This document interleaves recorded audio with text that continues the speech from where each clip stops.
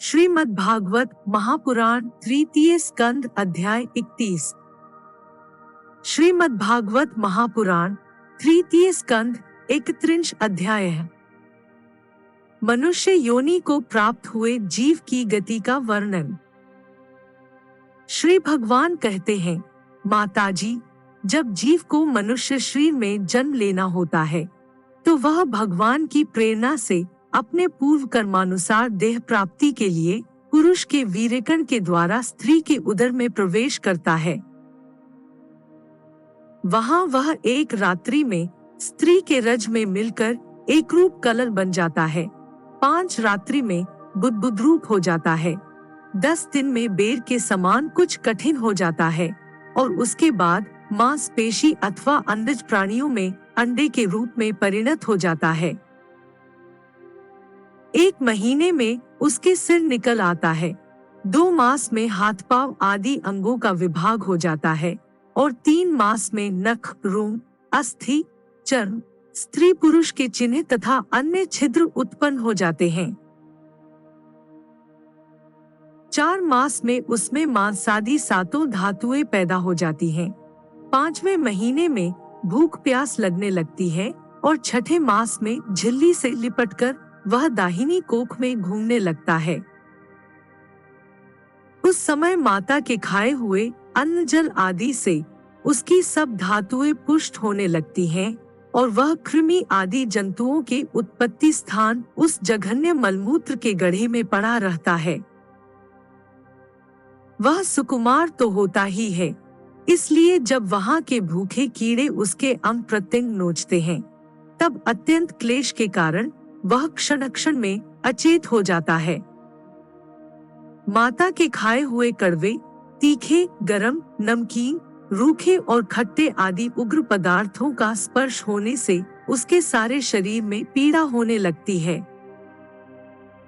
वह जीव माता के गर्भाशय में झिल्ली से लिपटा और आंतों से घिरा रहता है। उसका सिर पेट की ओर तथा पीठ और गर्दन कुंडलाकार मुड़े रहते हैं। वह पिंजड़े में बंद पक्षी के समान पराधीन एवं अंगों को हिलाने डुलाने में भी असमर्थ रहता है। इसी समय अदृष्ट की प्रेरणा से उसे स्मरण शक्ति प्राप्त होती है। तब अपने सैकड़ों जन्मों के कर्म याद आ जाते हैं और वह बेचैन हो जाता है तथा उसका दम घुटने लगता है। ऐसी अवस्था में उसे क्या शांति मिल सकती है? 7वां महीना आरंभ होने पर उसमें ज्ञान शक्ति का भी उन्मेष हो जाता है, परंतु प्रसूति वायु से चलायमान रहने के कारण वह उसी उदर में उत्पन्न हुए विष्ठा के कीड़ों के समान एक स्थान पर नहीं रह सकता।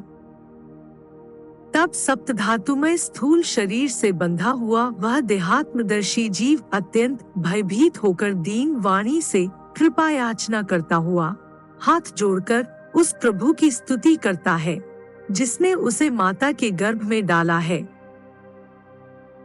जीव कहता है, मैं बड़ा अधम हूँ।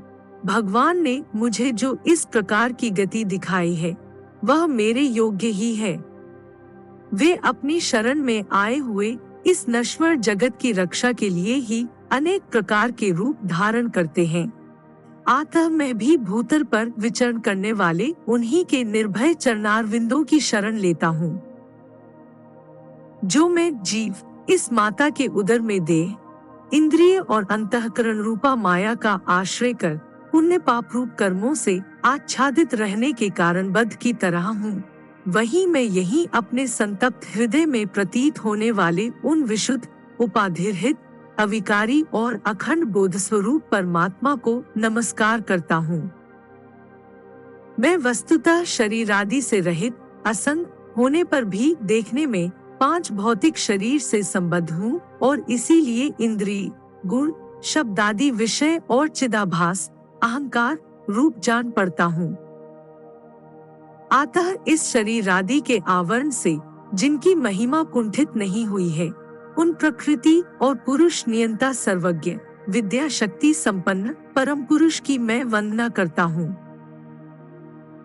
उन्हीं की माया से अपने स्वरूप की स्मृति नष्ट हो जाने के कारण यह जीव अनेक प्रकार के सत्वादी गुण और कर्म के बंधन से युक्त इस संसार मार्ग में तरह तरह के कष्ट झेलता हुआ भटकता रहता है। अतः उन परम पुरुष परमात्मा की कृपा के बिना और किस युक्ति से इसे अपने स्वरूप का ज्ञान हो सकता है। मुझे जो यह त्रैकालिक ज्ञान हुआ है, यह भी उनके सिवा और किसने दिया है, क्योंकि स्थावर जंगम समस्त प्राणियों में एकमात्र वे ही तो अंतर्यामी रूप अंश से विद्यमान हैं। अतः जीव रूप कर्मजनित पदवी का अनुवर्तन करने वाले हम अपने त्रिविध तापों की शांति के लिए उन्हीं का भजन करते हैं। भगवान, यह देहधारी जीव दूसरी माता के देह के उदर के भीतर मल, मूत्र और रुधिर के कुएं में गिरा हुआ है। उसकी जठराग्नि से इसका शरीर अत्यंत संतप्त हो रहा है। उससे निकलने की इच्छा करता हुआ यह अपने महीने गिन रहा है। भगवान, अब इस दीन को यहाँ से कब निकाला जाएगा? स्वामिन, आप बड़े दयालु हैं। आप जैसे उदार प्रभु ने ही इस 10 मास के जीव को ऐसा उत्कृष्ट ज्ञान दिया है। दीन बंधु, इस अपने किए हुए उपकार से ही आप प्रसन्न हो, क्योंकि आपको हाथ जोड़ने के सिवा आपके उस उपकार का बदला तो कोई दे भी क्या सकता है। प्रभु, संसार के ये पशु पक्षी आदि अन्य जीव तो अपनी मूल बुद्धि के अनुसार अपने शरीर में होने वाले सुख दुख आदि ही अनुभव करते हैं, किंतु मैं तो आपकी कृपा से शममादि साधन संपन्न शरीर से युक्त हुआ हूँ। अतः आपकी दी हुई विवेकवती बुद्धि से आप पुराण पुरुष को अपने शरीर के बाहर और भीतर अहंकार के आश्रयभूत आत्मा की भांति प्रत्यक्ष अनुभव करता हूँ।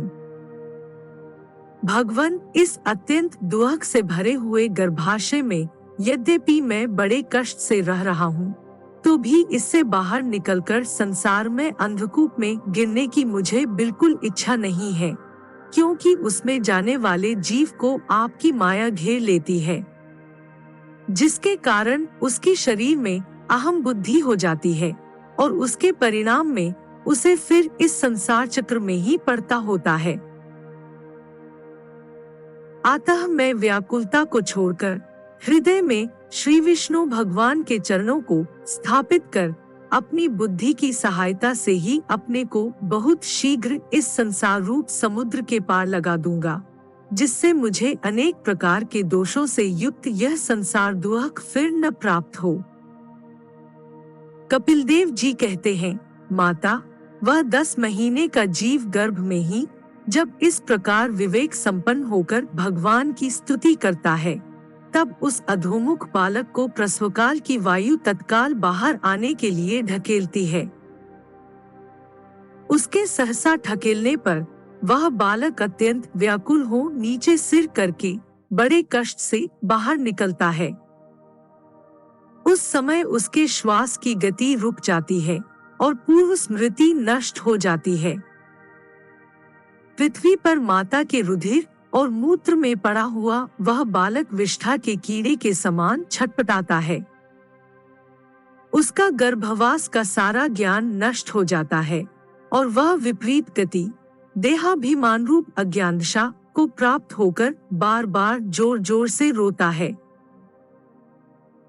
फिर जो लोग उसका अभिप्राय नहीं समझ सकते, उनके द्वारा उसका पालन पोषण होता है। ऐसी अवस्था में उसे जो प्रतिकूलता प्राप्त होती है, उसका निषेध करने की शक्ति भी उसमें नहीं होती। जब उस जीव को शिशु अवस्था में मैली कुचैली खाट पर सुला दिया जाता है, जिसमें खटमल आदि स्वेदज जीव चिपटे रहते हैं, तब उसमें शरीर को खुजलाने, उठाने अथवा करवट बदलने की सामर्थ्य न होने के कारण वह बड़ा कष्ट पाता है। उसकी त्वचा बड़ी कोमल होती है।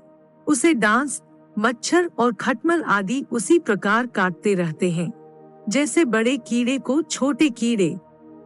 इस समय उसका गर्भावस्था का सारा ज्ञान जाता रहता है। सिवा रोने के वह कुछ नहीं कर सकता। इसी प्रकार बाल्य, कौमार और पौगंडावस्थाओं के दुख भोग कर वह बालक युवावस्था में पहुंचता है। इस समय उसे यदि कोई इच्छित भोग नहीं प्राप्त होता तो अज्ञानवश उसका क्रोध उद्दीप्त हो उठता है और वह शोकाकुल हो जाता है। देह के साथ ही साथ अभिमान और क्रोध बढ़ जाने के कारण वह कामपरवश जीव अपना ही नाश करने के लिए दूसरे कामी पुरुषों के साथ वैर ठानता है। खोटी बुद्धि वाला वह अज्ञानी जीव पंचभूतों से रचे हुए इस देह में मिथ्याभिनिवेश के कारण निरंतर मैं मेरेपन का अभिमान करने लगता है। जो शरीर इसे वृद्धावस्था आदि अनेक प्रकार के कष्ट ही देता है तथा अविद्या और कर्म के सूत्र से बंधा रहने के कारण सदा इसके पीछे लगा रहता है, उसी के लिए यह तरह तरह के कर्म करता रहता है जिनमें बंध जाने के कारण इसे बार बार संसार चक्र में पड़ना होता है। सन्मार्ग में चलते हुए यदि इसका किन्हीं जिह्वा और उपस्थेंद्रिय के भोगों में लगे हुए विषय पुरुषों से समागम हो जाता है और यह उनमें आस्था करके उन्हीं का अनुगम करने लगता है, तो पहले के समान ही फिर नारकी योनियों में पड़ता है। जिनके संग से इसके सत्य, शौच, बाहर भीतर की पवित्रता, दया, वाणी का संयम, बुद्धि, धन संपत्ति, लज्जा, यश, क्षमा, मन और इंद्रियों का संयम तथा ऐश्वर्य आदि सभी सद्गुण नष्ट हो जाते हैं। उन अत्यंत शोचनीय स्त्रियों के क्रीड़ामृग, खिलौना, अशांत, मूढ़ और देहात्मदर्शी असत पुरुषों का संग कभी नहीं करना चाहिए, क्योंकि इस जीव को किसी और का संग करने से ऐसा मोह और बंधन नहीं होता जैसा स्त्री और स्त्रियों के संगियों का संग करने से होता है। एक बार अपनी पुत्री सरस्वती को देखकर ब्रह्मा जी भी उसके रूप लावण्य से मोहित हो गए थे और उसके मृगी रूप होकर भागने पर उसके पीछे निर्जजता पूर्वक मृग रूप होकर दौड़ने लगे। उन्हीं ब्रह्मा जी ने मरीचि आदि प्रजापतियों की तथा मरीचि आदि ने कश्यप आदि की और कश्यप आदि ने देवमनुष्यादि प्राणियों की सृष्टि की।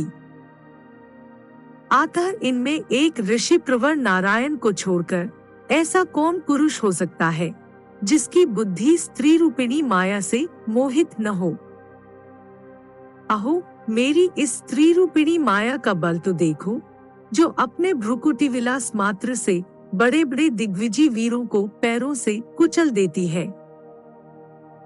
जो पुरुष योग के परम पद पर आरूढ़ होना चाहता हो अथवा जिसे मेरी सेवा के प्रभाव से आत्मा नात्मा का विवेक हो गया हो, वह स्त्रियों का संग कभी न करे, क्योंकि उन्हें ऐसे पुरुष के लिए नरक का खुला द्वार बताया गया है। भगवान की रची हुई यह जो स्त्री रूपिणी माया धीरे धीरे सेवा आदि के मिस से पास आती है, इसे तिनकों से ढके हुए कुएं के समान अपनी मृत्यु ही समझे। स्त्री में आसक्त रहने के कारण तथा अंत समय में स्त्री का ही ध्यान रहने से जीव को स्त्री योनि प्राप्त होती है।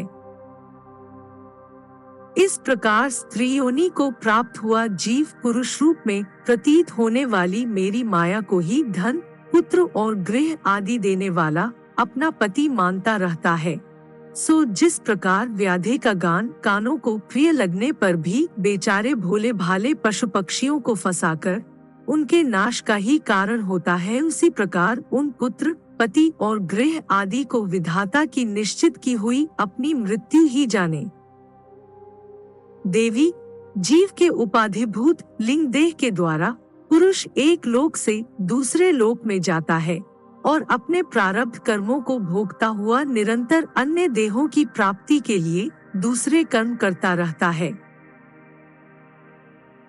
जीव का उपाधि रूप लिंग शरीर तो मोक्ष पर्यंत उसके साथ रहता है तथा भूत, इंद्रिय और मन का कार्य रूप स्थूल शरीर इसका भोगाधिष्ठान है।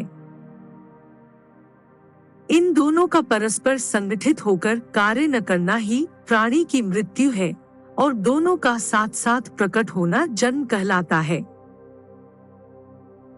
पदार्थों की उपलब्धि के स्थान रूप इस स्थूल शरीर में जब उनको ग्रहण करने की योग्यता नहीं रहती, यह उसका मरण है और यह स्थूल शरीर ही मैं हूँ इस अभिमान के साथ उसे देखना उसका जन्म है। नेत्रों में जब किसी दोष के कारण रूपादि को देखने की योग्यता नहीं रहती, तभी उनमें रहने वाली चक्षु इंद्रिय भी रूप देखने में असमर्थ हो जाती है और जब नेत्र और उनमें रहने वाली इंद्रिय दोनों ही रूप देखने में असमर्थ हो जाते हैं, तभी इन दोनों के साक्षी जीव में भी वह योग्यता नहीं रहती। अतः मुमुक्ष पुरुष को मरणादि से भय, दीनता अथवा मोह नहीं करना चाहिए। उसे जीव के स्वरूप को जानकर धैर्य पूर्वक निःसंग भाव से विचरना चाहिए तथा इस मायामय संसार में योग वैराग्य युक्त समय ज्ञानमयी बुद्धि से शरीर को निक्षेप धरोहर की भांति रखकर उसके प्रति अनासक्त रहते हुए विचरण करना चाहिए।